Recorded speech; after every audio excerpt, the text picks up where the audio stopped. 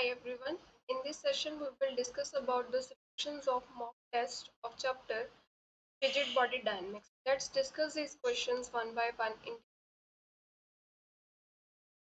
So our first question is two bodies of mass 6 kg and 4 kg. They have velocities this and this respectively. Then velocity of their center of mass. अब हमें center of mass की velocity निकालनी है. हमारे पास क्या relation था center of mass velocity निकालने के लिए? That is m1 v1 plus m2 v2 divided by m1 plus. तो अब ये जो 6 किलोग्राम हमारे पास है मास, इसको हम m1 ले लेते हैं. तो इसकी वेलोसिटी क्या है? ये वाली है 5y cap minus 2j cap plus 10k cap. इसको v1 ले लेते हैं. ये 4 किलोग्राम का मास है, इसको हम मास m2 ले लेते हैं और ये वाली जो वेलोसिटी है इसको हम ले लेते हैं. अब इस फॉर्मूले में हम वैल्यूज फिल कर देते हैं. तो सेंटर ऑफ मास की वेलोसिटी क्या है हमारे पास? 6 इंटू v1 की वैल्यू फिल की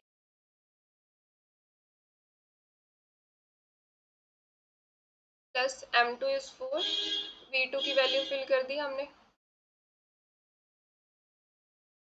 divided by sum of masses that is 6 plus 4. अब हम इसको कैलकुलेट कर लेते हैं. 30 i cap minus 12j cap plus 60k cap plus 40 i cap minus 8j cap plus 20k cap. Components इकट्ठे कर लेते हैं. 30 और 40 एड अप होके 70 i cap minus 12 or 8 that is the 20 j cap, 60 plus 20 that is 80 k cap divided by 10. अब divide कर देते हैं 10 के साथ. 7 i cap minus 2 j cap plus 8 k cap. तो हमारे पास ऑप्शन जो है C that is the correct answer. Next question. In which case application of angular velocity is used? किस केस में हमारे पास जो एंगुलर वेलोसिटी का कंसेप्ट है वो आता है? That we deal with this angular velocity when the body is rotating. यही हमारा correct answer. When velocity of body is in a straight line. अब स्ट्रेट लाइन है, स्ट्रेट लाइन में बॉडी मूव कर रही है किसी वेलोसिटी के साथ, तो यहाँ पे तो कोई रोटेशनल मोशन नहीं हो रहा ना. जब रोटेशनल मोशन होगा तभी तो एंगुलर वेलोसिटी हम डील करेंगे उसके साथ. ठीक है, ये भी नहीं आएगा. When the acceleration of body is in a straight line, मतलब बॉडी स्ट्रेट लाइन में मूव कर रही है और उसकी एक्सेलरेशन स्ट्रेट लाइन के लॉन्ग ही है. ठीक है, तो ये भी कंसेप्ट नहीं, ये भी नहीं आएगा. दैट मीन्स जो फर्स्ट ऑप्शन है that is our correct answer.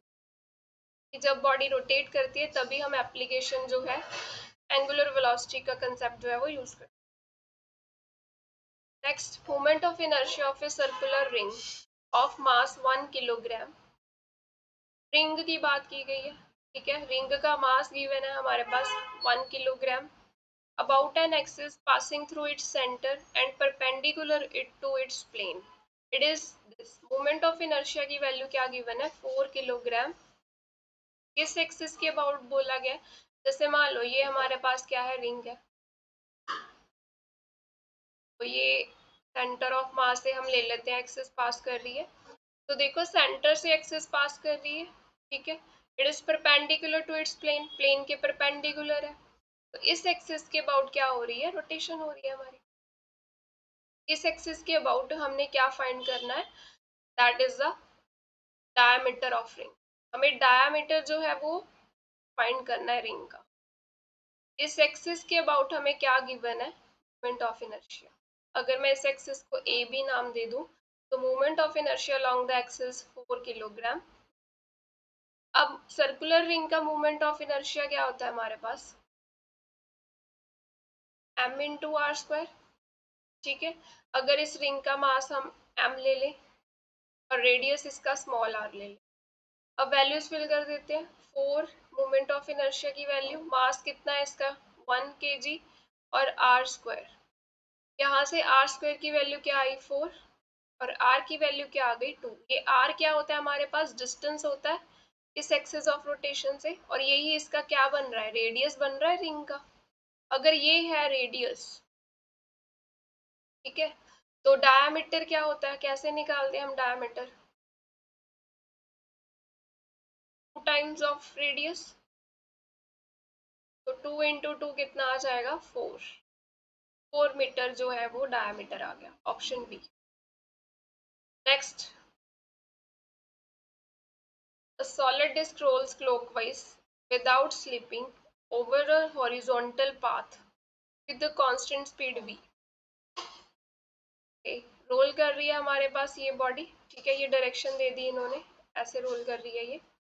The magnitude of velocities of point A B C पे वेलोसिटीज हमें बतानी है with respect to standing observer respective. Observer जो है यहाँ बाहर खड़ा होके देख रहा है इस रिंग को, तो हमें इस पॉइंट्स की वेलोसिटी बतानी है। देखो ये क्या हो रही है, रोलिंग हो रही है, ऑब्जेक्ट रोल कर रही है, तो ये डायरेक्शन हमें क्या गिवन है, ऐसे गिवन है ओमेगा की, ठीक है, और वेलोसिटी जो है वो आगे की तरफ ट्रांसलेशन मोशन होगा v स्पीड के साथ, राइट। अब यहाँ पे पॉइंट्स मेंशन कर लेते हैं जिनकी हमें स्पीड निकालनी है। यहाँ पे हमारे पास क्या है, ए पॉइंट है, यहाँ पे बी पॉइंट है, और यहाँ पे सी, ठीक है।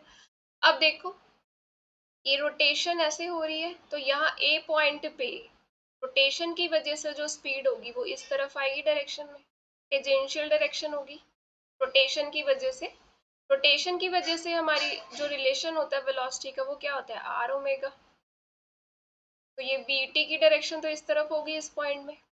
अगर बी पॉइंट पे देखो ये ओमेगा ऐसे जा रहा है, ऐसे, तो बी पॉइंट पे बी टी की डायरेक्शन इस तरफ होगी, और सी पॉइंट पे बी टी की डायरेक्शन इस तरफ होगी। अब हमने रोटेशन जो हो रही थी ओमेगा उसकी वजह से ये वी टी की डायरेक्शन तो हमें निकाल ली। अब हम लीनियर मोशन जो हो रहा है उसकी देख लेते हैं डायरेक्शन कैसी होगी, और कलर। अब देखो ये जो आगे की तरफ जा रही है इस स्पीड से जा रही है v, ये क्वेश्चन में गिवन है हमें।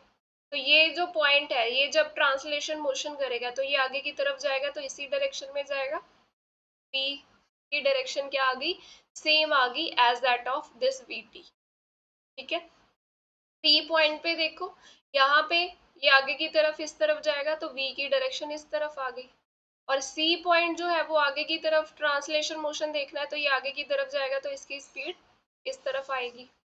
अब हम पहले ए पॉइंट पे देख लेते हैं। ए पॉइंट पे देखो v और vt दोनों सेम डायरेक्शन में है, हमने ऐड कर दी। मान लो इस vt को हम v ही ले ले मैग्नीट्यूड में, ठीक है, तो ये क्या आएगा, v plus V is equal to 2v। तो जो ए पॉइंट है उसकी स्पीड हमारे पास यहाँ पे ए पॉइंट की कितनी आ गई, 2v आ गई। ए ऑप्शन गया कि ए की वेलोसिटी v गिवन है, ठीक है। अब बी पॉइंट पे देख लेते हैं वेलोसिटी। देखो ये वाली इस तरफ जा रही है लीनियर की वजह से, और रोटेशनल की वजह से इस तरफ जा रही है, तो दोनों के बीच एंगल कितना बन रहा है, वेलोसिटी के बीच में 90 डिग्री का एंगल बन रहा है, ठीक है।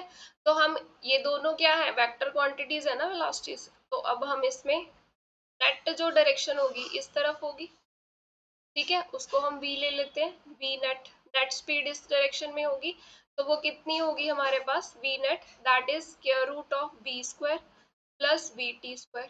वी टू को हमने वैल्यू v ही ली है, तो ये क्या आ जाएगी, v square plus V square that is root 2, ठीक है। तो ये सी ऑप्शन भी नहीं आएगा, v की वेलोसिटी रूट 2v है, इन दोनों में से कोई ऑप्शन आएगा। अब सी पे देखो नेट वेलोसिटी क्या आएगी, देखो ये v आगे की तरफ है लीनियर की वजह से, ठीक है, और वी टी इस तरफ है अपोजिट डायरेक्शन में, और वी टी को हमने v ही लिया है that is 0। So C point की स्पीड कितनी आ गई, so option B is the correct answer. Next question, a torque of 30 newton metre is applied on a 5 kilogram wheel। तो एक व्हील है उस पे टॉर्क लगा दी, अब पता है टॉर्क लग रही है तो वो रोटेट तो करेगा ही, टॉर्क की वजह से तो रोटेशनल मोशन होता है। मास कितना है इसका, 5 kilo, whose moment of inertia is 2 kilogram metre square. Time दिया गया है 10 second, the angle covered by wheel in 10 second. अब ये एंगल कवर्ड का क्या मतलब है? जैसे मान लो ये व्हील है हमारा, इस पे टॉर्क लगाया, कितना? 30 न्यूटन मीटर। तो ये घूमेगा, मान लो ऐसे चला गया, पहले ये यहाँ पे था इस पोजीशन पे, ठीक है, ये रोटेट होके नीचे आ गया, मान लो ये पॉइंट बी है, ये ए है, तो रोटेशन के बाद बी पॉइंट तो यहाँ पे ही रहा, ए पॉइंट मान लो यहाँ कहीं आ गया। तो इनिशियली कहाँ पे था? यहाँ पे था। तो ये किस एंगल से रोटेट हुआ? ये इसी को बोलते हैं थीटा, एंगल कवर्ड।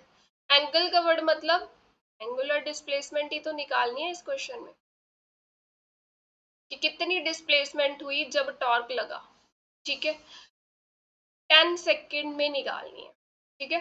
अब पहले हमें रिलेशन पता होना चाहिए। हमारे पास इक्वेशन ऑफ मोशन क्या होती है? Theta is equal to omega naught T plus half alpha T square.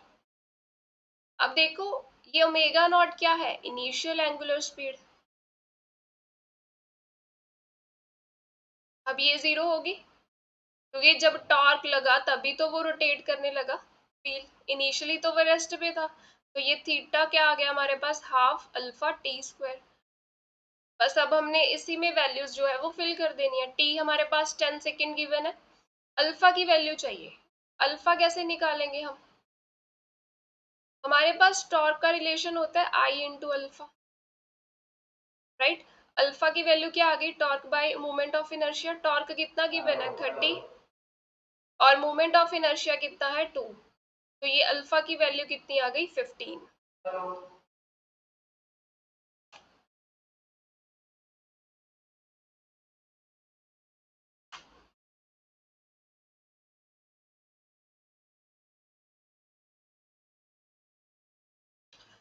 अब हम इस फॉर्मूले में वैल्यूज फिल कर देते हैं। That is half angular acceleration की वैल्यू 15, टी कितना गिवन है? 10 स्क्वायर। ये हमारे पास कितना आया? 750 रेडियन में आएगा, ऑप्शन ए।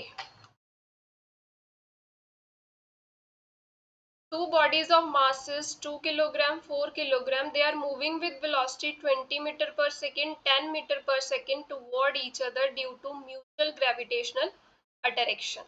हमारे पास दो बॉडीज है, एक का मास कितना है? 2 किलोग्राम, दूसरे का मास है 4 किलोग्राम, और ये मूव कर रही है विद द वेलोसिटी 20 मीटर पर सेकेंड, और ये मूव कर रही है 10 मीटर पर सेकेंड टुवर्ड्स ईच अदर, मतलब इसकी वेलोसिटी की डायरेक्शन इस तरफ होगी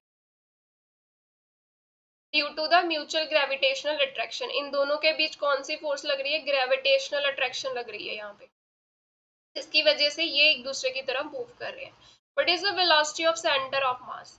अब m1 क्या है हमारे पास? 2 किलोग्राम, v1 क्या आएगा? 20 मीटर पर सेकेंड, यहाँ पे m2 कितना है? 4 किलोग्राम, और v2 कितना आएगा? -10 मीटर पर सेकेंड। देखो इस तरफ आगे की तरफ जा रहे हैं तो पॉजिटिव डायरेक्शन लेते हैं ना हम, तो ये ऑपोजिट जा रहा है तो v2 की वैल्यू नेगेटिव आ जाएगी। तो velocity of centre of mass निकाल लेते हैं, m1 v1 plus m2 v2 divided by sum of masses. m1 की वैल्यू 2 इंटू 20, v1 की वैल्यू 20 प्लस m2 की वैल्यू 4, और इसकी वेलोसिटी की वैल्यू -10, और मासेस को ऐड करके क्या आया? 6। तो 40 माइनस 40/6, ये क्या मिल रही है? 0। Option D is the correct answer. Next question. The moment of inertia of a circular disc about an axis passing through the circumference perpendicular to the plane of disc। तो disc हमें given है यहाँ पे, ठीक है, मान लेते हैं इसका रेडियस कैपिटल आर है, मास इसका m गिवन है, तो हमें मोमेंट ऑफ इनर्शिया निकालना है, ठीक है। मोमेंट ऑफ इनर्शिया किस एक्सिस के अबाउट निकालना है? That is passing through circumference, circumference से पास कर रही है perpendicular to the plane of disc. अगर ये प्लेन ऑफ डिस्क है तो सर्कमफ्रेंस यहाँ पे इस पॉइंट पे ले लेते हैं एक्सिस, तो इस एक्सिस के अबाउट हमने जो है मोमेंट ऑफ इनर्शिया जो है वो कैलकुलेट करना। अब हमें पता है यहाँ पे सेंटर ऑफ मास होगा डिस्क का, ओरिजिन पे ही होता है सेंटर ऑफ मास, इसके थ्रू अगर एक्सिस पास करो तो सेंटर ऑफ मास के थ्रू जो हमारे पास मोमेंट ऑफ इनर्शिया होता है डिस्क का, दैट इज mr²/2। अब हमें इस एक्सिस के अबाउट निकालना है, तो यहाँ पे हम क्या लगा सकते हैं, पैरेलल एक्सिस थ्योरम लगा सकते हैं, क्योंकि हमें दो एक्सिस दिख रही हैं, पैरेलल है। पैरेलल एक्सिस थ्योरम का हमारे पास क्या रिजल्ट आता है, moment of inertia about this axis is equal to centre of mass के about moment of inertia m into D square. अब ये d क्या है, परपेंडिकुलर डिस्टेंस। अब ये वाली एक्सिस, ठीक है, और ये वाली एक्सिस, इनके बीच परपेंडिकुलर डिस्टेंस कितना है, यही बनेगा perpendicular distance, that is the radius of the disc. तो यहाँ पे वैल्यूज फिल कर देते हैं, सेंटर ऑफ मास के through mr² plus mass into D की वैल्यू फिल की तो mr²। तो यहाँ पे हमारे पास क्या रिजल्ट मिल जाएगा, 3mr²। Option B is the correct answer. Next, thin wire of length L and mass m, it is bent in the form of semicircle। तो पहले क्या थी, एक वायर थी जिसकी लेंथ L थी, इसको किस में चेंज कर दिया, इस सर्कुलर वायर में, सेमी सर्कुलर में, ऐसे सेमी सर्कुलर वायर बन गई। ये हमें रेडियस हो गया इसका, ठीक है, ये reason. Moment of inertia about axis joining its free ends, तो हमें इसके अबाउट मोमेंट ऑफ इनर्शिया निकालना, जॉइनिंग इट्स फ्री एंड्स, ये इसके फ्री एंड्स है, तो इसके अबाउट मोमेंट ऑफ इनर्शिया जो है वो हमें निकाल, ठीक है। अब हमें पता है कि रिंग है, रिंग का मोमेंट ऑफ इनर्शिया कितना होता है, mr², ठीक है। वो कहाँ पे होता है रिंग का मोमेंट ऑफ इनर्शिया, इस एक्सिस के अबाउट, जो सेंटर ऑफ मास से पास कर रही है, ठीक है। बट हमें तो सेमी सर्कुलर रिंग गिवन है, मतलब ये वाला पार्ट, तो इसके अबाउट हमने मोमेंट ऑफ इनर्शिया निकालना है। तो अगर ये हमारे पास mr² है, ठीक है, रिंग का, तो फ्री एंड के अबाउट अगर हम निकालेंगे, ये क्या है, सेमी सर्कुलर है, सेमी सर्कुलर के लिए क्या हो जाएगा, रिजल्ट हाफ हो जाएगा, ठीक है। अब जो L है वो किसके इक्वल आएगा, इस पाई आर के इक्वल आएगा, क्योंकि हमने सेमी सर्कुलर रिंग बनाई है। यहाँ से आर की वैल्यू क्या आ गई, L/पाई। अगर यहाँ पे फिल कर दें तो ये सेमी सर्कुलर रिंग का हमारे पास मोमेंट ऑफ इनर्शिया क्या बन गया, m/2 L²/π², ये रिजल्ट बन रहा है, बट ये किसी से मैच ही नहीं कर रहा, तो इसका ऑप्शन डी आएगा यहाँ पे, none of this.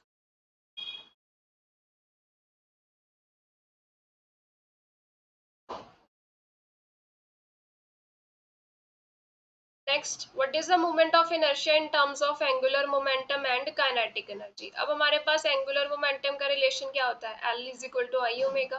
Kinetic energy को मैं K से लिख रही हूँ, that is half I omega square, ठीक है। यहाँ से मैं I की वैल्यू निकाल लूँ, ओमेगा की वैल्यू निकाल लेते हैं, ओमेगा नहीं चाहिए हमें, L/I आ जाएगा, इस रिलेशन में फिल कर देते हैं, हाफ आई L²/I², तो एक आई कैंसिल हो गया, क्या बचा, A is equal to L²/I। तो वैल्यू किसकी निकालनी है, मोमेंट ऑफ इनर्शिया की। मोमेंट ऑफ इनर्शिया क्या मिला हमें, L²/, option B is the correct answer. Next, solid cylinder is rolling down on the incline plane of angle theta. तो हमारे पास एक इंक्लाइन प्लेन है, इसकी इंक्लिनेशन थीटा है, यहाँ पे क्या, एक सॉलिड सिलेंडर जो है वो रोल कर रहा है, ठीक है, ये क्या है, सॉलिड सिलेंडर है। The coefficient of static friction between plane and cylinder is μs। तो अभी पता है ये जो रोल होके नीचे की तरफ आएगा, तो इस तरफ कंपोनेंट कौन सा आता है, mg sin थीटा, और नीचे की तरफ mg cos थीटा। अब यहाँ पे कंटेक्ट बन रहा है दो सरफेस के बीच में, तो नॉर्मल रिएक्शन लगेगी अपवर्ड डायरेक्शन में, और फ्रिक्शन लगेगी इस तरफ, मोशन जो है वो इस तरफ होगा। तो फ्रिक्शन का काम क्या होता है, रिलेटिव मोशन को अपोज करना। तो ये हमारे पास सारी फोर्सेस यहाँ पे लग रही हैं।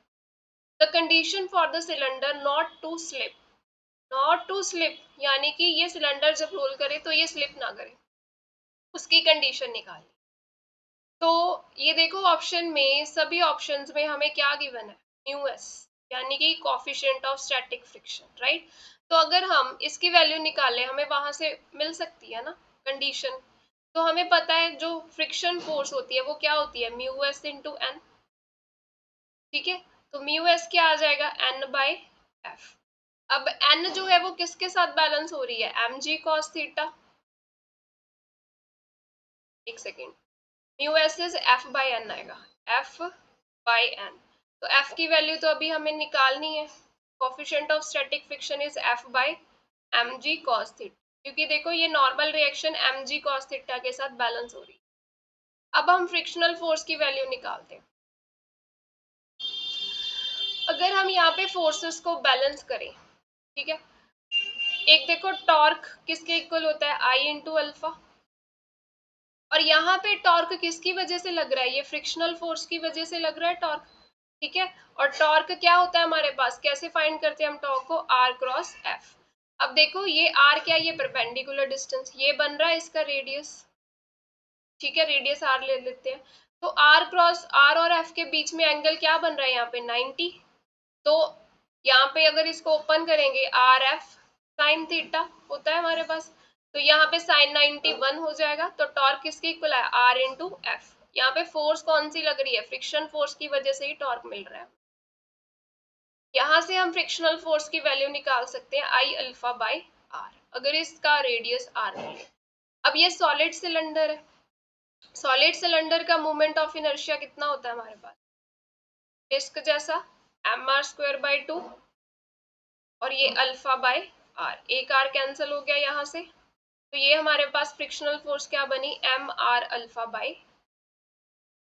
अब रोटेशनल मोशन में हमने ये रिलेशन पढ़ा था कि ए किसके इक्वल होती है, आर इंटू अल्फा, ठीक है। तो अल्फा की वैल्यू यहाँ से क्या आ जाएगी, ए बाय आर। तो यहाँ पे फिल कर देते हैं, F is equal to M R by 2, alpha की वैल्यू ए बाय आर, ये भी आर कैंसिल हो गया। एफ की वैल्यू क्या मिली, मास इंटू एक्सलरेशन बाय 2। अब ये एक्सलरेशन क्या है, ये वो एक्सलरेशन है जब ये रोल करके नीचे आएगा, तो इस किस एक्सलरेशन से नीचे आ रहा है, उसका हमारे पास फॉर्मूला है, a is equal to g sine theta divided by 1 plus I over m are square. अब यहाँ से हम ए की वैल्यू निकाल लेते हैं, एक्सलरेशन की वैल्यू यहाँ पे फिल कर देंगे, हमें फ्रिक्शनल फोर्स की वैल्यू मिल जाएगी। फिर हम इस कोफिशिएंट ऑफ स्टैटिक फ्रिक्शन की वैल्यू निकालेंगे, जहां से हमें कंडीशन मिलेगी हमारी। तो यहाँ से G sine theta, moment of inertia कितना होता है, M are square by 2 cylinder का, तो ये एम आर स्क्वायर ये कैंसिल हो गया। तो ये नीचे बना 1 प्लस 1 बाई 2, यानी कि 1 प्लस 1 बाई 2 3 बाई 2 बन रहा है। तो ये बना 2 बाई 3 जी साइन थीटा। ये एक्सलरेशन की वैल्यू आ गई हमारे पास। तो फ्रिक्शनल फोर्स हमारे पास क्या आई, F is M by 2, 2 by 3 ji sine theta, ये कैंसिल हो गया। तो ये क्या बना हमारे पास, M by 3 ji sine theta. अब हम इस कोफिशिएंट ऑफ स्टैटिक फ्रिक्शन में ये वैल्यू फिल कर देते हैं। अब ये वैल्यू क्या आएगी, एफ की वैल्यू जब हमने फिल की, m by 3 ji sine theta divided with m ji cos theta, ये एम जी कैंसिल हो गया। तो स्टैटिक फ्रिक्शन, ये जो कोफिशिएंट ऑफ स्टैटिक फ्रिक्शन है, इसकी वैल्यू क्या मिली हमें, 1 बाई 3 टैन थीटा। अब हमें नॉट टू स्लिप की कंडीशन बतानी है। नॉट टू स्लिप के लिए कंडीशन क्या होती है कि ये जो हमारा कोफिशिएंट ऑफ स्टैटिक फ्रिक्शन है, इसकी वैल्यू ज्यादा होनी चाहिए, greater than equal to by 1 by 3 tan theta. तो ये कंडीशन हमारे पास आती है, हमें नॉट टू स्लिप के लिए बोला गया है, ठीक है, कि वो स्लिप ना करे, वो रोल होके जब नीचे आ रहा है उसकी स्लिपिंग ना हो। तो वो कैसे हो सकती है, अगर कोफिशिएंट ऑफ स्टैटिक फ्रिक्शन की वैल्यू जो है वो ग्रेटर देन होगी इस वैल्यू से, 1 by 3 tan theta, greater than और इक्वल टू।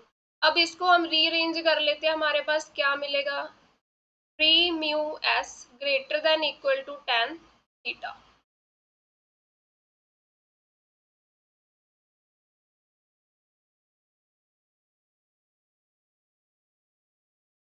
तो यहां से क्या मिला हमें, tan theta is less than equal to 3 mu s, ये कंडीशन होती है। Next question, a disk of mass m and radius r, moment of inertia of it about an axis tangential to the edge। Okay, disk है हमारे पास, जैसे मान लो ये disc है, इसका मास हम m ले लेते हैं, गिवन ही है वैसे तो, रेडियस इसका r गिवन है, small r। Moment of inertia में निकालना है एक एक्सिस के अबाउट जो क्या है, टेंजेंट है, टेंजेंशियल है एज के, and it is in the plane of disk, disk के प्लेन में होगी, और एज में, एज के क्रॉस क्या होगी, वो टेंजेंशियल होगी, या ऐसे कह सकते हैं parallel to diameter.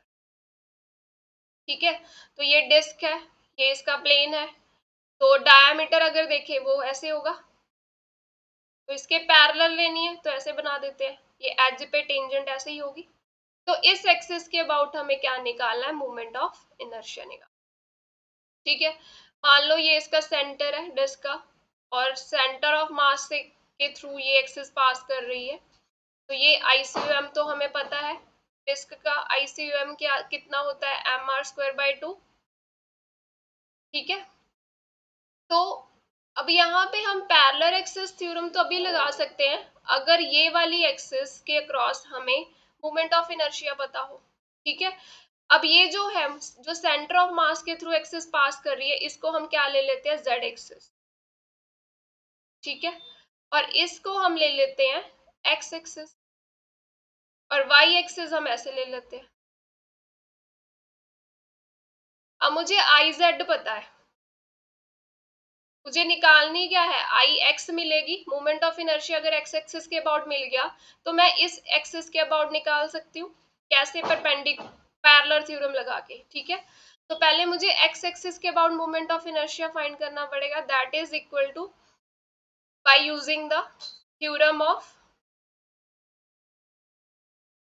Perpendicular axis, वो वाली थ्योरम लगाएंगे। अब आई जेड क्या है हमारे पास, mr²/2, it is I x plus I y. तो डिस्क कैसी होती है हमारे पास, सिमेट्रिकल ऑब्जेक्ट होती है, तो आई एक्स और आई वाई क्या हो जाएंगे, इक्वल हो जाएंगे। ठीक है, हमें आई एक्स की वैल्यू चाहिए, तो क्या मिलेगी, mr²/2, it is 2 times I x हो गया। यहाँ से moment of inertia about x axis क्या मिला, mr²/4, ये मिल गया हमें। अब देखो ये जो एक्स एक्सिस है, ये इस एक्सिस के पैरेलल आ गई, तो अब हम क्या लगाएंगे, थ्योरम ऑफ पैरेलल एक्सिस। तो उसके बाद उस कैसे क्या स्टेटमेंट होती है, moment of inertia about axis, it is equal to I plus mass into D square. यहाँ पे ऑलवेज सेंटर ऑफ मास वाला मोमेंट ऑफ इनर्शिया नहीं फिल होता, यहाँ पे हम वो लेते हैं जिसके अबाउट हमारी एक्सिस जो है जिस एक्सिस के पैरेलल होती है। अब यहाँ पे किसके पैरेलल है, ये एक्स एक्सिस के अबाउट। ठीक है, और इन दोनों के बीच परपेंडिकुलर डिस्टेंस ये बन रहा है, और ये क्या है हमारे पास, रेडियस। तो यहाँ पे वैल्यूज फिल कर देते हैं, mr²/4 प्लस mr², तो ये कितना बना,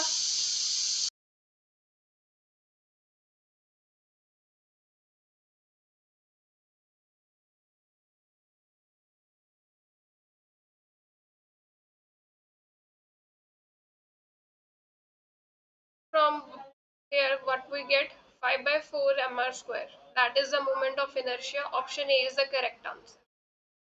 next question, four spheres of diameter 2a, तो हमें यहाँ पे डायमीटर जो है स्फीयर का कितना गिवन है, 2a, मास हमें m गिवन है, they are placed with their centres on the four corners of square of side b। तो यहाँ पे एक स्क्वायर है हमारे पास, जिसकी साइड कितनी गिवन है, b साइड है, और इसके कॉर्नर पे क्या प्रेजेंट है, ये फोर स्फीयर्स प्रेजेंट है। ठीक है, जिनका डायमीटर कितना है, 2a सबका, मास इनका m गिवन है सबका। द मोमेंट ऑफ इनर्शिया, यहाँ पे एक वर्ड मेंशन है, that their centre on the four corners, तो यहाँ पे स्फीयर का सेंटर प्रेजेंट है, कॉर्नर्स क्या बन रहे हैं, स्फीयर के सेंटर्स। थोड़ा सिमेट्रिकल बना लेते हैं इसको। ठीक है, तो डायमीटर अगर 2a है तो रेडियस कितना आ जाएगा सबका a। Moment of inertia of a system about an axis along one of the side of square।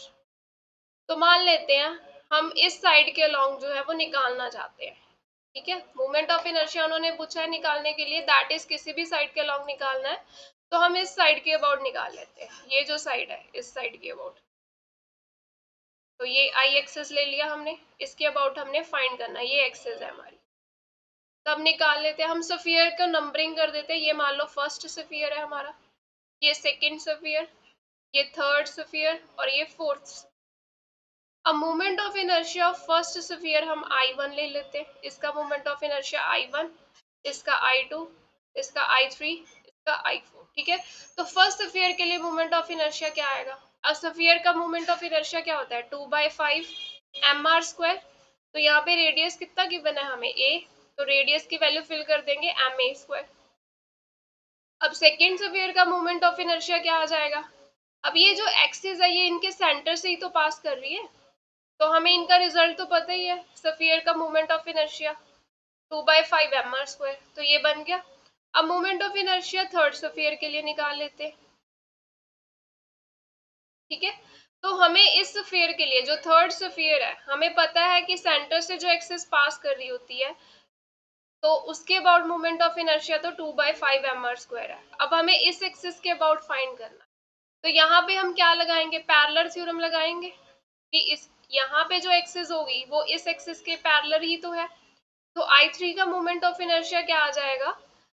इसका इस एक्सिस के अबाउट, इस एक्सिस के अबाउट जो इनके सेंटर से पास कर रही है वो तो होगा 2/5 ma² प्लस मास कितना है m, और इन दो एक्सिस के बीच में परपेंडिकुलर डिस्टेंस क्या बन रहा है? ये वाला, और ये डिस्टेंस कितना है? b, जो साइड है स्क्वायर की, तो ये b² आ गया, ठीक है। परपेंडिकुलर पैरेलल एक्सिस की थ्योरम लगाई है यहाँ पे। इसी तरह से I4 निकालेंगे, तो इसके सेंटर से जो एक्सिस पास कर रही है उसके अबाउट तो 2/5 ma² है, बट हमें इस एक्सिस के अबाउट फाइंड करना है, तो पैरेलल एक्सिस थ्योरम लगा दी, तो ये भी क्या आ जाएगा? Mass into distance square. Distance कितना बन रहा है? यहाँ पे भी d ही, d की वैल्यू क्या मिल रही है? b। तो ये हमारे पास सभी मोमेंट ऑफ इनर्शिया आ गए। अब हम सबको ऐड कर देते हैं, टोटल मोमेंट ऑफ इनर्शिया क्या आ जाएगा? सबको ऐड कर देंगे, 2/5 ma², I2 की वैल्यू 2/5 ma², I3 की वैल्यू 2/5 ma² प्लस mb² और I4 की वैल्यू 2/5 ma² प्लस mb²। क्या रिजल्ट मिला हमें यहाँ पे? ये 2/5 ma² की हमारे पास कितनी टर्म आ रही है? 1 2 3 4 टर्म्स आ रही हैं, तो ये 8/5 ma² बन गया, और ये 2 टर्म्स मिल रही हैं प्लस 2 mb², तो ये हमारा ऑप्शन बन रहा है b. Next question, spherical shell, shell given है हमें, ठीक है। शेल मतलब अंदर से खाली है, ये स्फेरिकल शेल ऐसा होगा, अंदर इसके मास प्रेजेंट नहीं है, ठीक है। इसका रेडियस गिवन है r, मास इसका कितना है m। Moment of inertia about its diameter will be. तो शेल का जो मोमेंट ऑफ इनर्शिया है वो चाहे आप इस एक्सिस के अबाउट फाइंड करो, इस एक्सिस के अबाउट फाइंड करो, या z एक्सिस, इस एक्सिस, ये z ले लेते हैं, ये एक्स एक्सिस वाई एक्सिस, सबके लॉन्ग क्या मिलेगा? सेम ही मिलता है। और डायमीटर के लॉन्ग फाइंड करना है, तो मतलब ये एक्सिस, मतलब आई एक्स के लॉन्ग ले लेते हैं, तो वो हमारे पास क्या रिजल्ट होता है? 2/3 mr²। ये हमारा स्टैंडर्ड रिजल्ट है, वही रिजल्ट जो है करेक्ट आंसर है यहाँ पे, ठीक है। तो ऑप्शन बी जो है that is the correct answer. Next question, a constant torque of 1000 Nm, torque लग रही है। अब टॉर्क की value 1000 Nm, turn a wheel, wheel पे लग रही है, व्हील टर्न होगा, ठीक है। उसकी मोमेंट ऑफ इनर्शिया की वैल्यू कितनी गिवन है? 200 kilogram metre square about an axis passing through its centre, ठीक है। Angular velocity of wheel after 3 second, हमें एंगुलर वेलोसिटी की वैल्यू चाहिए, ओमेगा की वैल्यू निकालनी है, कब? जब टाइम हो 3 सेकेंड। तो हमें पता है रिलेशन इक्वेशन ऑफ मोशन से, omega final it is omega initial plus alpha into T, यही होता है रिलेशन हमारे पास इक्वेशन ऑफ मोशन। तो अभी देखो टॉर्क लगी तभी तो व्हील मूव हुआ, व्हील ने टर्न किया, तो इनिशियल जो वेलोसिटी होगी दैट इज जीरो। तो हमें तो फाइनल निकालनी है, that is alpha into T. Time given है हमारे पास 3 सेकेंड, और हमें अल्फा एंगुलर एक्सलरेशन की वैल्यू निकालनी है। टॉर्क किसके इक्वल होता है, आई इंटू अल्फा। अल्फा की वैल्यू क्या है, torque upon moment of inertia. Torque कितना है 1000, मोमेंट ऑफ इनर्शिया 200, ये कैंसिल हो गए, हमें अल्फा की वैल्यू कितनी मिल रही है यहाँ पे 5 रेडियन पर सेकेंड स्क्वायर यूनिट होती है इसकी। ठीक है, अब हम एंगुलर वेलोसिटी निकाल लेते हैं। अल्फा की वैल्यू 5, टाइम कितना है 3 सेकेंड, तो ये कितना मिला हमें 5 3 15, 15 रेडियन पर second is the correct answer.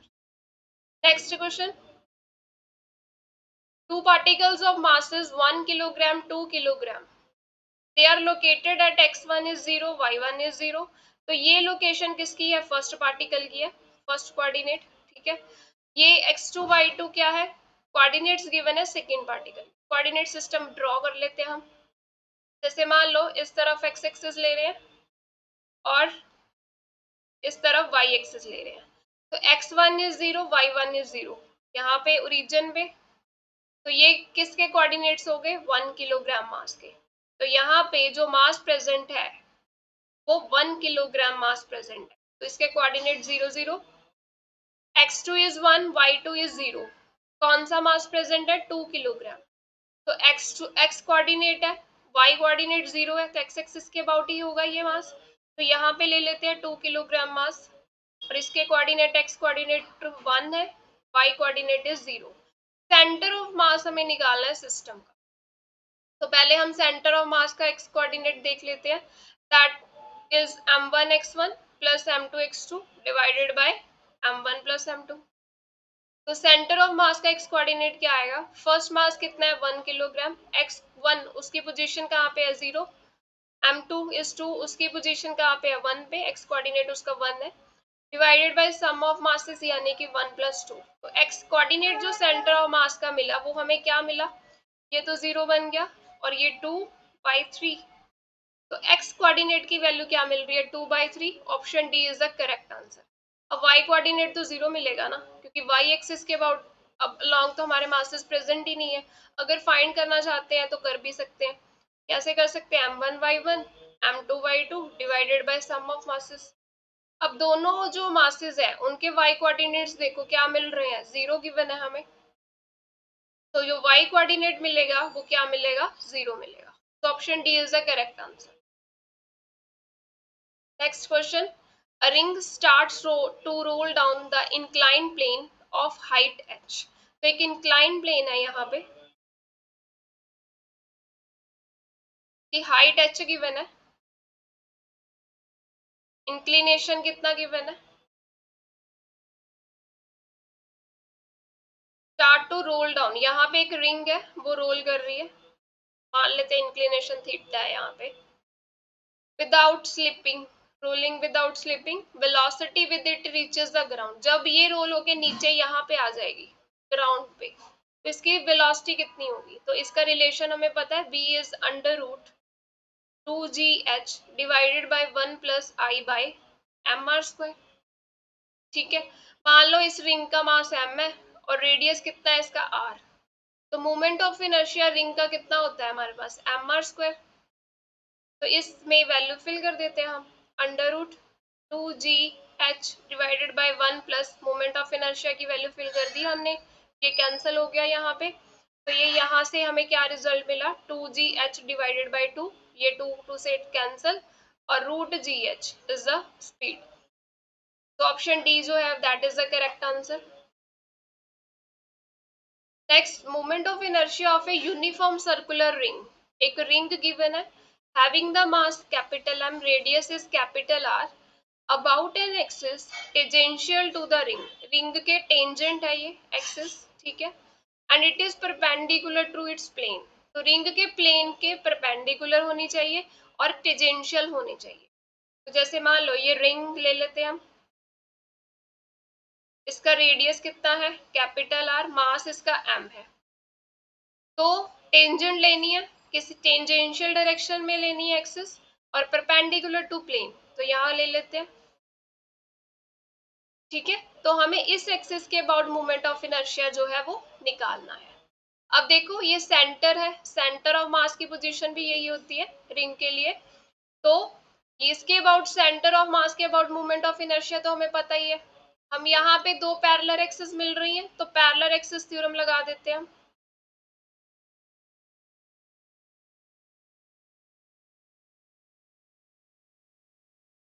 तो आई एक्सिस क्या आ जाएगी हमारे पास, that is centre of mass के about moment of inertia plus M into D square.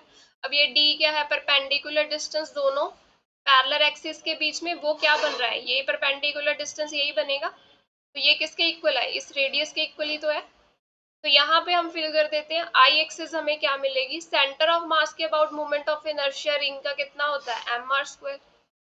ठीक है, और m परपेंडिकुलर डिस्टेंस d, तो r स्क्वायर, ये कितना मिला हमें, 2mr स्क्वायर जो है, that is the correct answer, option A.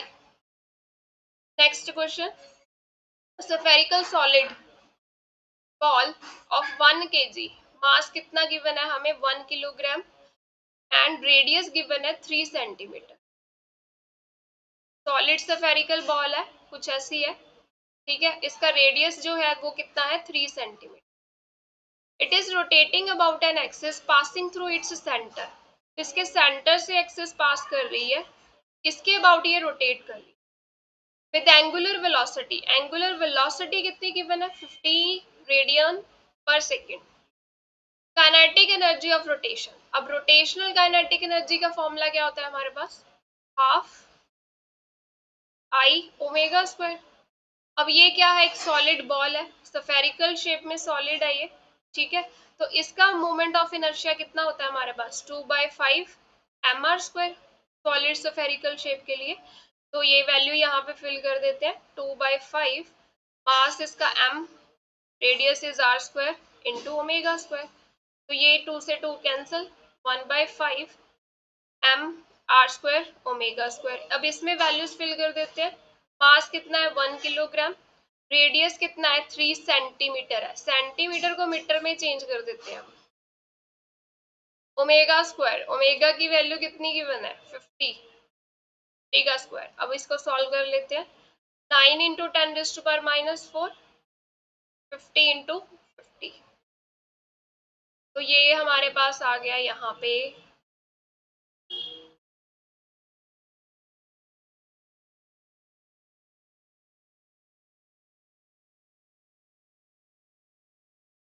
25, 9 into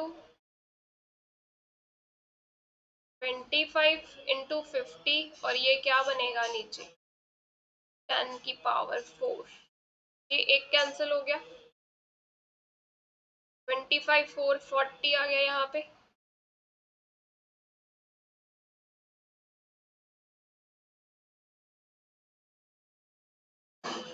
1/5 m omega square r square omega square, 1/5 था यहाँ पे, सॉरी यहाँ पे 1/2 नहीं है, ये 5 है, तभी गड़बड़ हो रही है, ये 1/5 है यहाँ पे। तो जब ये कटिंग करेंगे यहाँ पे 10 मिलेगा हमें, 5 10 द 50, तो क्या बचा 9 इंटू 10 इंटू 50 डिवाइडेड बाई ये पावर 10⁴ नीचे ले लेते हैं, तो ये कैंसिल हो गया इससे, 5 1 is 5, 5 2 the 10, तो यहाँ से आंसर मिला 9/20 joule, option D. Next question, solid sphere of mass m, radius r, spins about an axis passing through its center।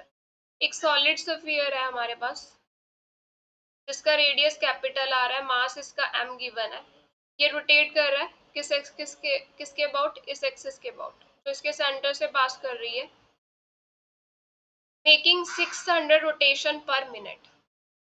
Find its kinetic energy of rotation. Kinetic energy of rotation क्या formula है, half I omega square, half moment of inertia solid sphere का 2/5 m r square into omega square. अब ये जो word दिया गया है 600 rotations पर मिनट, मतलब 1 मिनट में 600 रोटेशंस हो रही है, तो फ्रिक्वेंसी की वैल्यू क्या आ गई, 600 रोटेशंस पर मिनट। हम सेकंड में निकालेंगे, रोटेशंस पर सेकंड 60 से डिवाइड कर दिया, फ्रिक्वेंसी की वैल्यू क्या मिली यहाँ पे 10। अब हमें पता है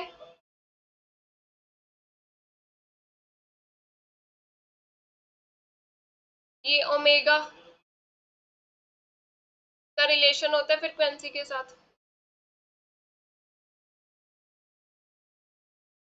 ये 2 के साथ 2 cancel, 1/5 m r square 4 pi square, f की वैल्यू कितनी है 10, 10 का स्क्वायर हो जाएगा, तो ये 2 हो गया यहाँ पे, 4 into 2 8, 80 pi square m r square, ये आंसर मिल रहा है।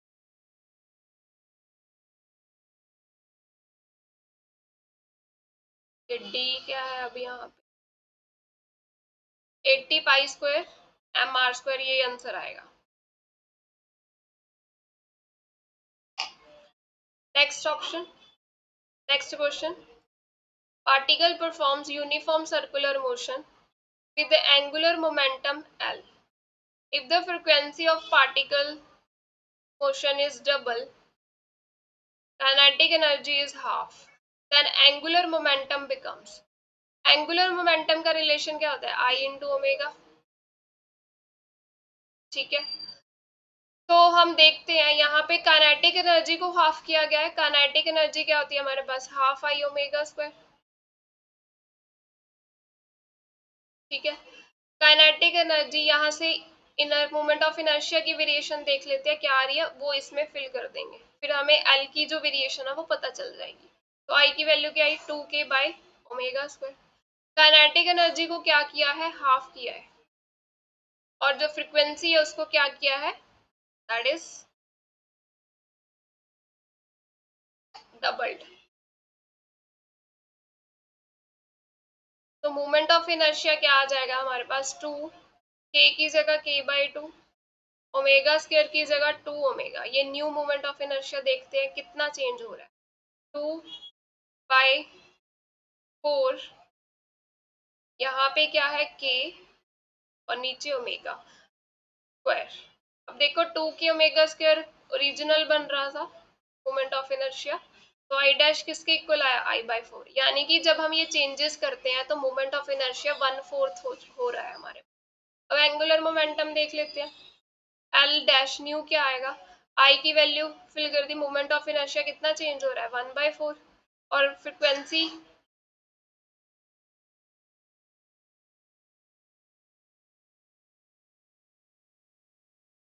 यहाँ पे ये वाला 2 मिस कर दिया, k/2 था, यहाँ पे एक 2 और आएगा, तो यहाँ पे I/8 हो जाएगा, 1/8 फैक्टर से मोमेंट ऑफ इनर्शिया चेंज हो रहा है, ओमेगा को डबल किया है, तो ये कितना बना हमें, 2/8 इंटू आई ओमेगा। तो जो न्यू एंगुलर मोमेंटम है वो 1/4 of initial angular momentum, initial नहीं बोलेंगे, पहले वाले एंगुलर मोमेंटम की, तो कितना बन रहा है ये 0.25 l, option D.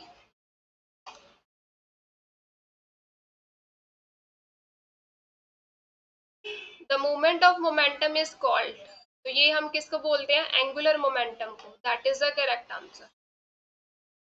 Next question, a wheel of mass 8 kilogram, radius 40 centimetre, mass given है हमारे पास 8 किलोग्राम, रेडियस इज 40 सेंटीमीटर, इसको मीटर में चेंज कर लेते हैं, 40 into 10⁻² metre. It is rolling on a horizontal road, horizontal road पे ये व्हील जो है वो रोल कर रहा है। तो इसकी एंगुलर वेलोसिटी जो है वो गिवन है हमारे पास 15 रेडियन पर second. Moment of inertia of wheel about the axis, I की वैल्यू गिवन है 0.64 किलोग्राम पर मीटर नहीं आएगा, मीटर स्क्वायर होती है यूनिट। टोटल काइनेटिक एनर्जी बतानी है। अब देखो ये व्हील क्या है, रोल हो रहा है, रोलिंग मोशन है यहाँ पे, तो जो टोटल काइनेटिक एनर्जी होगी वो किसके इक्वल होगी, half m v square plus half omega square. अब हमें यहाँ पे v तो गिवन ही नहीं है, हमें ये रिलेशन तो पता है v is equal to r omega. ये हमें ओमेगा गिवन है, हम सारी इक्वेशन ओमेगा में ले जाएंगे। हाफ एम, यहाँ पे क्या आ गया, आर स्क्वायर ओमेगा स्क्वायर हो गया, plus half I omega square. अब इसमें वैल्यूज फिल कर देते हैं। हाफ मास की वैल्यू 8 आर स्क्वायर यानी कि 40 इंटू 10⁻⁻2 का स्क्वायर, ओमेगा स्क्वायर यानी कि 15 का square, plus half moment of inertia कितना गिवन है 0.64, ओमेगा स्क्वायर यानी कि 15 का स्क्वायर। तो यहाँ पे जब हम कैलकुलेट करेंगे, यहाँ से हमें जो वैल्यू मिल रही है 216 joule, option B. Next, moment of inertia of a body about a given axis. हमें मोमेंट ऑफ इनर्शिया गिवन है 2.4 kilogram metre square. To produce the rotational kinetic energy, rotational kinetic energy की value given है 750 joules. Angular acceleration हमारे पास है that is alpha 5 radian पर second square, must be applied about that axis force. तो हमें क्या निकालना है, टाइम की वैल्यू निकालनी है कि इतनी रोटेशनल काइनेटिक एनर्जी प्रोड्यूस की, इतनी एंगुलर एक्सलरेशन आ गई, ठीक है, तो वो कितने टाइम में, हमें पूछा है कि कितना टाइम में ये अचीव होगा। काइनेटिक एनर्जी का रिलेशन क्या होता है, हाफ आई ओमेगा स्क्वायर। यहाँ पे वैल्यू फिल कर देते हैं 750, half moment of inertia 2.4 omega square. यहाँ से ओमेगा स्क्वायर की वैल्यू क्या आ जाएगी, 750 इंटू 2 डिवाइडेड बाई 2.4। तो जब हम इसको सॉल्व करेंगे ओमेगा की वैल्यू यहाँ से 25 मिल,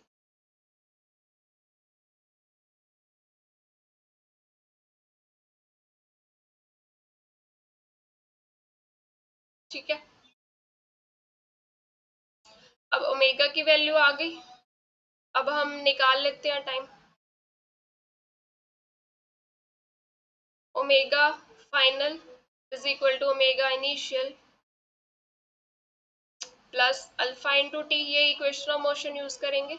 इनिशियली तो एंगुलर स्पीड 0 होगी, कि जब टॉर्क लगेगा तभी तो वो रोटेशन होगी, ठीक है। तो अभी तो रोटेशनल काइनेटिक एनर्जी मिली है हमें रोटेशन होने के बाद। तो omega F is alpha T, J 25 मिला, अल्फा की वैल्यू हमें निकालनी है, सॉरी 5 है ये, और टी की वैल्यू निकालनी है। टी की वैल्यू यहाँ से क्या आ गई, 5 second, option B.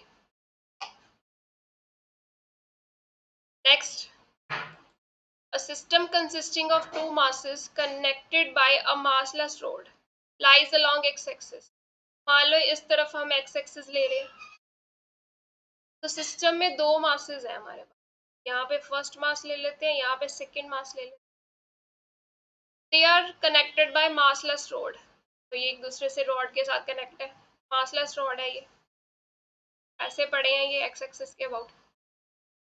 0.4 kilogram, it is at a distance x coordinate. ये फर्स्ट मास का 0.4 किलोग्राम, इसका एक्स कोऑर्डिनेट 2 मीटर है। सेकेंड इज 0.6 किलोग्राम, और ये किस डिस्टेंस पे, यानी कि इसका एक्स कोऑर्डिनेट जो है वो है 7 metre. X coordinate of centre of mass निकालना है, तो वो क्या कैसे फाइंड करते हैं हम, m1x1 plus m2x2 on m1 plus m2। तो m1 की वैल्यू 0.4 इंटू 2x1, m2 की वैल्यू 0.6, इसका एक्स कोऑर्डिनेट 7 गिवन है। सम ऑफ मासेस 0.4 प्लस 0.6 0.8 प्लस, इसको किया हमने 4.2, और ये 1 आ गया, और इसको जब हम ऐड करेंगे ये क्या मिलेगा, 5 metre, option a. Next, mass is revolving in a circle which is in the plane of paper. अब जैसे मान लो ये प्लेन ऑफ पेपर ही है, इसमें एक मास जो है सर्कल में रिवॉल्व कर रहा है, सर्कुलर पाथ में मूव करेगा, डायरेक्शन ऑफ एंगुलर एक्सलरेशन बतानी। अब देखो, मान लो ये इस प्लेन में है, ठीक है, ये प्लेन कौन सा है, प्लेन ऑफ पेपर है। राइट। अगर ये रोटेशन इस तरफ हो रही है, क्योंकि हमें रोटेशन की डायरेक्शन नहीं बताई है, ठीक है, दो केसेस ले लेते हैं, दोनों ही पॉसिबिलिटीज देख लेते हैं। अगर बॉडी इस तरफ रोटेट कर, तो अब देखो फर्स्ट केस में अगर बॉडी की रोटेशन इस तरफ है, ठीक है, तो जो एंगुलर वेलोसिटी है वो क्या आएगी, आउट ऑफ पेज जाएगी, इनटू द पेज जाएगी। कैसे फाइंड किया, जिस डायरेक्शन में रोटेशन हो रही है फिंगर्स को कर्ल करना है उस तरफ, और थंब जो है वो इनटू द पेज पॉइंट कर रहा है, तो ये इनटू द पेज क्या है, ओमेगा की डायरेक्शन है। अब इस सिचुएशन में देख लेते हैं, यहाँ पे जिस तरफ डायरेक्शन जो है इस तरफ है, तो इसी डायरेक्शन में हम अपनी फिंगर्स जो है वो कर्ल करेंगे, तो जो थंब है वो आउट ऑफ पेज जा रहा है, तो यहाँ पे ओमेगा की डायरेक्शन क्या मिल रही है, आउट ऑफ। अब ऐसे बोल सकते हैं हम, ये जो मास है जिस सर्कल में मूव कर रहा है वो सर्कल किस में है, प्लेन ऑफ पेपर में, तो आउट ऑफ पेज और into page, into the page, ये कैसी डायरेक्शन हुई, perpendicular to the plane of page बोल सकते हो आप, perpendicular to plane of page, ठीक है। तो ओमेगा की डायरेक्शन क्या है, perpendicular to the plane of page. अब वो परपेंडिकुलर डायरेक्शन आउटवर्ड भी हो सकती है, इनटू द पेज भी हो सकती है। अब अगर तो मास जो है रिवॉल्व कर रहा है, अगर वो स्पीड अप हो रहा है, उसकी स्पीड इंक्रीज हो रही है, स्पीड इंक्रीज होने का मतलब क्या है, ओमेगा इंक्रीज होगा। एंगुलर वेलोसिटी अगर इंक्रीज हो रही है तभी तो स्पीड इंक्रीज होगी, अगर स्पीड इंक्रीज हो रही है तो एंगुलर एक्सलरेशन भी इंक्रीज होगी। ये हमें पता है कि अगर हम वेलोसिटी को इंक्रीज करते हैं तो एक्सलरेशन उतनी ही ज्यादा होती है, ठीक है, वेलोसिटी में ज्यादा चेंज आएगा तो एक्सलरेशन भी उतनी प्रोड्यूस होती है और उसी डायरेक्शन में होगी। यहाँ पे देखो अल्फा और ओमेगा क्या करेंगे, एक दूसरे को सपोर्ट करेंगे। सपोर्ट करने का मतलब क्या है, दोनों एक दूसरे के सेम डायरेक्शन में होंगे, दोनों सेम डायरेक्शन में होंगे, सपोर्ट करने का मतलब ये है, ठीक है। उसके बाद अगर स्पीड कम हो रही है, स्पीड कम होने का मतलब एंगुलर वेलोसिटी डिक्रीज कर रही है, अगर ये डिक्रीज कर रही है ऑब्वियस है अल्फा भी डिक्रीज करेगी। स्पीड डिक्रीज करने का मतलब क्या, एंगुलर एक्सलरेशन भी डिक्रीज होगी, तो इसमें क्या होगा, अल्फा जो है वो अपोज करेगा टू द ओमेगा, यानी कि इस सिचुएशन में अल्फा और ओमेगा क्या होंगे, ऑपोजिट डायरेक्शन में होंगे। अब अगर ओमेगा की सिर्फ दो ही डायरेक्शन आ रही है, perpendicular to the plane of page, यानी कि आउटवर्ड हो सकता है या इनटू द पेज, तो अल्फा की वैल्यू जो है वो कौन सी डायरेक्शन बनेगी, या तो इनटू द पेज बनेगी या आउट ऑफ द पेज बनेगी, क्योंकि अगर वो ओमेगा के साथ सेम डायरेक्शन में है तो वो क्या हो सकता है, इनटू द पेज भी हो सकता है, आउट ऑफ पेज भी हो सकता है, डिपेंड करता है किस सिचुएशन में स्पीड इंक्रीज कर रही है, ठीक है। तो यहाँ पे अगर वो स्पीड कम हो रही है इस मास की, तो दोनों की डायरेक्शन क्या आएगी, ऑपोजिट आएगी, यानी कि perpendicular to the plane of page. Angular acceleration की डायरेक्शन कैसे मिल रही है, perpendicular to plane of page. Perpendicular मतलब right angle, right angle to the plane of page. तो यहाँ पे जो डी ऑप्शन है ना, यहाँ पे एंगुलर वेलोसिटी नहीं आएगा, यहाँ पे प्लेन ऑफ पेज होगा ऑप्शन। सो ऑप्शन डी जो है that is the correct answer, कि प्लेन के परपेंडिकुलर डायरेक्शन में होगा, ठीक है, एंगुलर एक्सलरेशन की डायरेक्शन, या तो वो आउट ऑफ पेज हो सकती है या इनटू द पेज हो सकती है, बट होगी कैसे, परपेंडिकुलर डायरेक्शन में होगी to the plane of page. So ये हमारा क्वेश्चन था यहाँ पे, ठीक है, थैंक यू।